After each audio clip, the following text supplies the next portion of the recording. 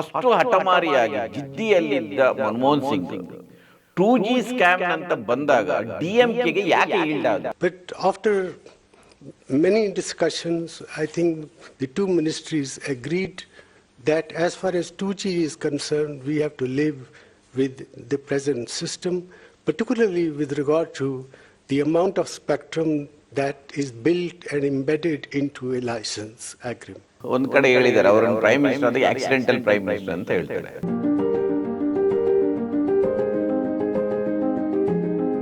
ನರೇಂದ್ರ ಮೋದಿಗೆ ಲೆಟರ್ ಬರೆದಿದ್ರು, ಅದೆಲ್ಲ ಹೊರಗಡೆ ಬಂದ್ರೆ ಇದೆ ಅಲ್ಲ, Narendra Modi Manmohan Singh ಹೆಸರೆತ್ತಲಿಕ್ಕಿಲ್ಲ.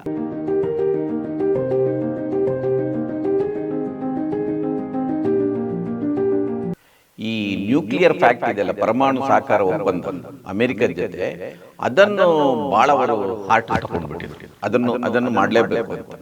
Now the onus was on India to get an India-specific deal from the UN Nuclear Agency in trade and in monitoring all nuclear technologies and fuel supplies. ಏನೋ they can choose their own way ನ ಆ ರೀತಿ ಮಾತಾಡಿರ್ತಾರೆ. ಅವರ ಹಾದಿ ಅವರು ನೋಡ್ಕೊಳ್ಬಹುದು. ಮರುದಿವಸ ದೊಡ್ಡ ವಿಪ್ಲವ ಅದು. ಇದಕ್ಕಿದ್ದಾಗೆ ಬಿಜೆಪಿಯವರು ಕೂಡ ಮನಮೋಹನ್ ಸಿಂಗ್ ಬಗ್ಗೆ ಬಹಳ ಸಿಂಪಥೆಟಿಕ್ ಆಗಿದ್ದಾರೆ.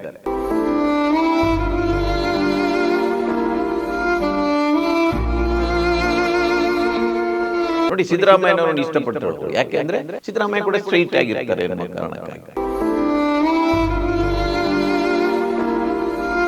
ರಾಹುಲ್ ಗಾಂಧಿಗೆ ಅನ್ನೋ ಕ್ಯಾಬಿನೆಟ್ಗೆ ತಗೊಳ್ಬೇಕಂತ ಇತ್ತು ಅವರಿಗೆ.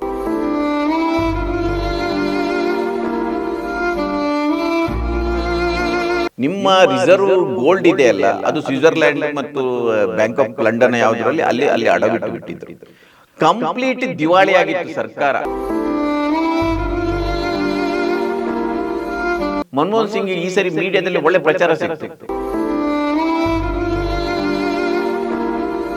ನರೇಂದ್ರ ಮೋದಿ ಇಲ್ಲದಿದ್ದ ಸರ್ಕಾರ ಈ 10 ವರ್ಷ 11 ವರ್ಷದಲ್ಲಿ ನಡೆಸ್ತಾ ಇದ್ದಾರೆ ಆರ್ಥಿಕ ನೀತಿ, ಅದು ಮನಮೋಹನ್ ಸಿಂಗ್ ನ ಆರ್ಥಿಕ ನೀತಿಯ ಮುಂದುವರಿಕೆ. ಹೆಚ್ಚಿನ ವಿಡಿಯೋಗಳಿಗೆ ಪ್ರತಿಧ್ವನಿ ಯೂಟ್ಯೂಬ್ ಚಾನೆಲ್ ಸಬ್ಸ್ಕ್ರೈಬ್ ಮಾಡಿ, ಬೆಲ್ ಐಕಾನ್ ಕ್ಲಿಕ್ ಮಾಡಿ.